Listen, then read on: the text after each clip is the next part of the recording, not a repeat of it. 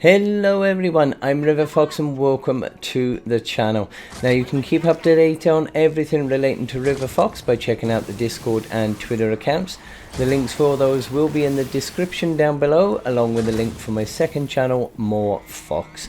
If you do buy anything from the Fortnite store, then please consider using code RiverFox, as it will help me out a great deal. And if you do go on to enjoy this content, then don't forget to hit that like down below and smash that subscribe before you go. If you turn on that notification bell, then you will always get updated of all my content when it comes out.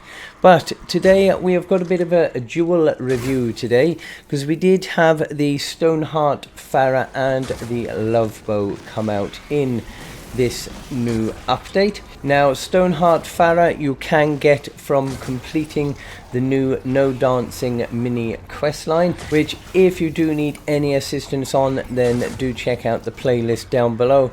I have completed all of the missions for you, so it should be pretty easy for you to complete. And when you do complete it, then you will get Stoneheart Farrah.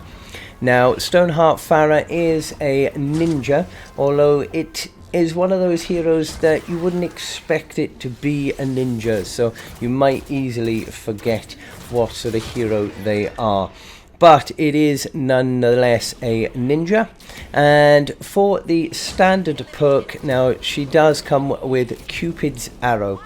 On bow hit, arrows splinter, dealing 20% of damage to 3 nearby enemies. And for a commander perk, then she will have Cupid's arrow plus, which on bow hit, arrow splinter, dealing 60% of damage to 5 nearby targets. Of course, she does come with Mantis Leap and Shadow Stance. And Stoneheart's abilities are the Crescent Kick, Throwing Stars and Kunai Storm, all of which are pretty good abilities to use. Now, just before we do get into the hero loadout and the weapons, the actual weapon that I used for this review is the Love Song, which you can now get from the event store. It will cost you 1,680 gold, and it is a sniper rifle. Now, when you first get the Love Song bow, it will come with 2 damage to stunned, staggered, frozen or knocked down targets. So what I have done on my own bow, I have changed one of those to a crit rating, and I've also put in a double crit damage, and I've left the element energy in there as well.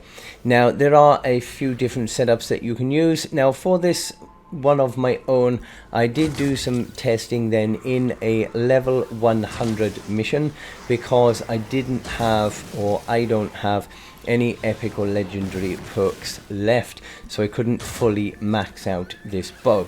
But I did manage to actually get a crossbow from a good friend from Facebook, Liam. Thank you very much to you for the bow. And I've also used this one as well, which has got a crit damage, crit rating, a reload speed, and the damage to stunned, staggered, frozen or knocked down targets. So for that one, because it is fully perked up, I did do some testing in a 140 mission as well. So you will see gameplay in the background, initially from the level 100s and the damage that did, and then you will see some from the 140 missions as well, just so we could test this out at both extremes. Now, of course, for the Stoneheart Farrah loadout, I have gone with the team perk Totally Rocking Out, so we can boost that crit rating and crit damage. And for the support team, I have gone with Battle Beat, Subwafers, Locked and Reloaded, Quick Scope, and Unearthly Treat. So that is the loadout that I have been using, and it has worked out pretty fair. As I said, I've never been a major crossbow person, but I've done a lot of testing now of this over the last couple of hours, and I've got some pretty decent damage out of this weapon. Now, there are two different ways that you can use this bow. The first is the single charge shot, which will fire a laser at a single target, and because it does have that bullet chain ability to this weapon, then that single target will actually then hit 5 additional targets on top. So you can actually take out 6 husks with the one single shot.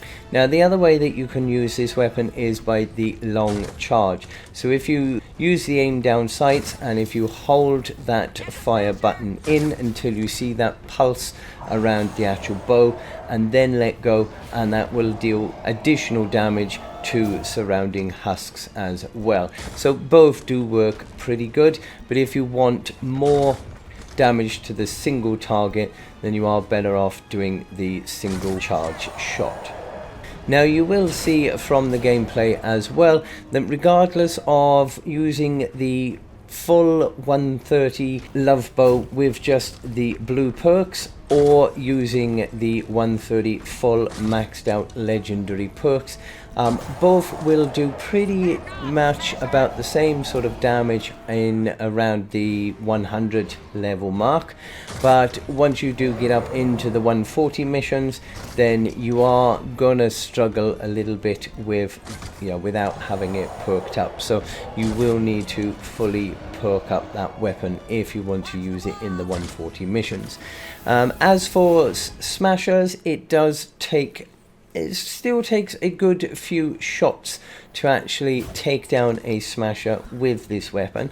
So it's not really, in my opinion, a smasher basher weapon, but you can certainly get, if you get some good crit shots on it, you can take it out in probably around about 5 or 6 shots, which isn't too bad for a bow. Now, as far as damage goes, with the not fully perked up weapon, I did get around about the 1200 mark for an average damage. You could even get somewhere, around about the 500,000-600,000 mark as a full crit, so it's not too bad. With the fully maxed out gold rolls weapon, then I was averaging probably around about the 600,000 mark pretty much majority of the shots. I did even manage to get the odd shot that did hit just over the 1 million mark, and I did, although I didn't have it recorded unfortunately, I did actually get a 1.5 million shot as well. So there is that possibility with the crit shots that you can get some extreme damage out of it, but you're more than likely to get around about the 600,000-700,000 mark.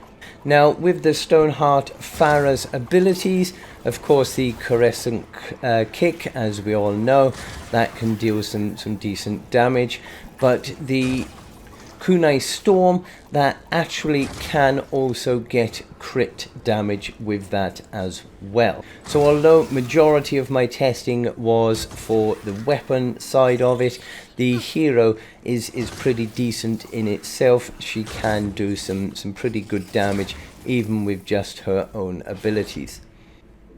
And another thing to note as well, if you do dry fire the weapon, which is basically where you pull the bow and you fire too early, then the bow literally does sort of drop and fall on the floor in front of you. So it's a good idea just to make sure you do give it a few seconds just to fully pull that bow before you fire, and that will give it the strongest projectile towards your enemy. Now, one thing that I did notice while I was testing this weapon out is there is definitely a glitch with it, that it is firing and it hits and can kill the husks pretty easy, but it doesn't always show you any damage numbers to it. So sometimes you can fire that weapon, kill that husk instantly, but it won't show you any damage numbers, so you won't actually see the damage being done to it. The husk literally will just get hit and disappear. So that is a glitch with it, and hopefully that will get sorted out pretty soon. And another glitch that I have found with the Stoneheart Farah, when you first start to level her up, for some unknown reason she will suddenly become bald and have no hair, nothing to her, until you actually level her up a bit further, and then she will get all of her hair and halo and everything back on her head. She is meant to have some wings as well, but they do not appear on her at the moment, so I think that's probably another glitch, so hopefully they will get sorted out pretty soon, but it doesn't really affect the use of this hero.